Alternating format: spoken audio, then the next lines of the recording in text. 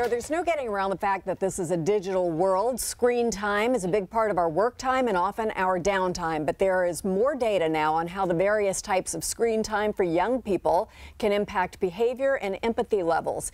Here with more is Dr. Hilarie Cash, child care development expert and co-founder of Restart, a center for internet and gaming addictions based in Falls City. Welcome. Thank you. It's a thing. It's a real thing to have an online or gaming addiction. It is. How does that manifest? How do you define that?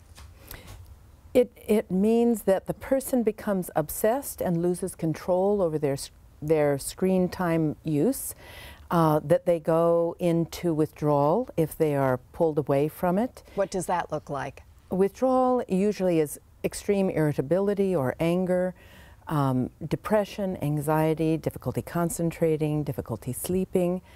And then the most important element is that there are negative consequences to what the child or adult is doing with their time online, and yet they can't stop what they're doing, and so they play or are online in spite of the negative consequences. So it has a lot in common with other sorts of addictions, That's right, defined in very similar ways. What do we know is happening to the brain during long periods of engagement with gaming? Well, the brain is being overstimulated to produce the neurochemicals, to release the neurochemicals that light up the pleasure pathways in the brain. And as a result of that, the brain has to adapt to this overstimulation, and it downregulates itself. This is what we call tolerance. And so that is sort of how an addiction develops, is this downregulating of the brain. Mm-hmm. And then there are other things that happen really over the long term.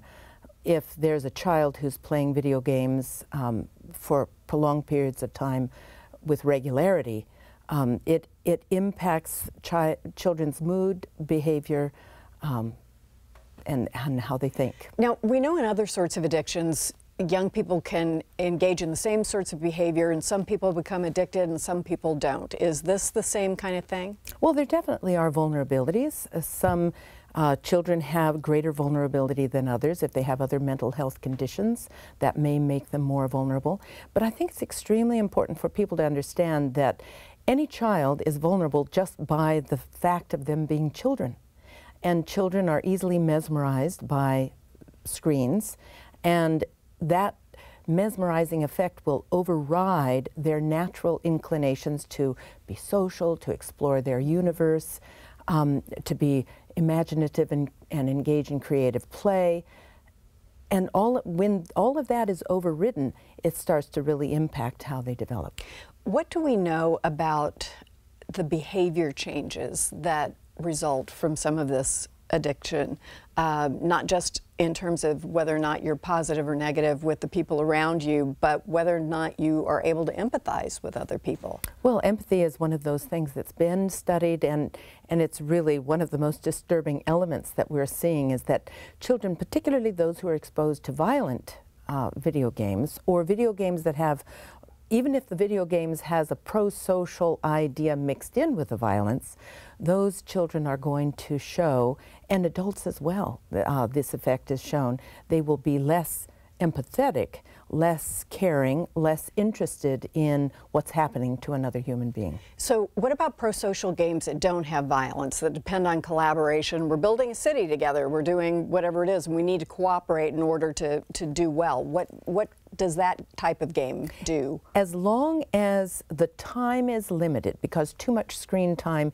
in and of itself is going to have a negative impact, but as long as the time is limited, then those prosocial games will actually promote prosocial behavior long-term in children. I think every parent who goes through this with kids, where you're trying to choose what game and how long and all that kind of stuff, you know, it's always a negotiation and an issue.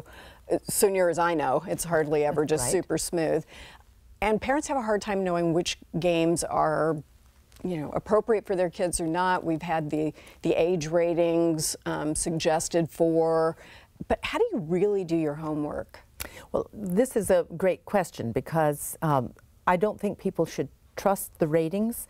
The ratings are produced by the game industry itself, and their interest is in often in conflict with a parent's interest. Their interest is in selling the game and getting more people to play their game.